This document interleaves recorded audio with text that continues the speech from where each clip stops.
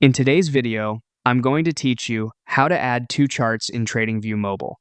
By the end, you'll have a clean, split view so you can compare markets or time frames side by side without bouncing back and forth. Start by opening the TradingView app on your phone. If you haven't used it in a while, make sure it's updated so the menus look the same and all layout options are available. When the app launches, you might land on your watch list or home screen. Either is fine. We're heading straight to the charting area.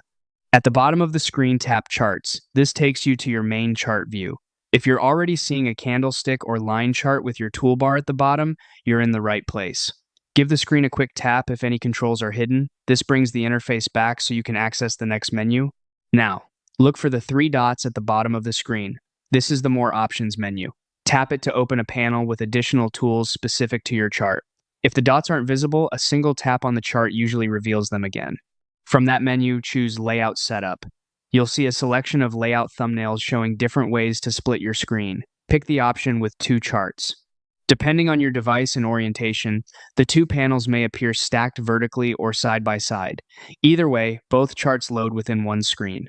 You'll notice a divider between them. It's there so the app can allocate space to each panel.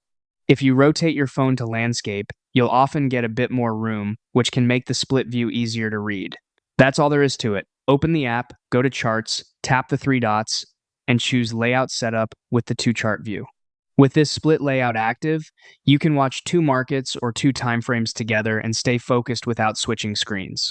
Thanks for watching, and enjoy your new, more efficient TradingView setup on mobile.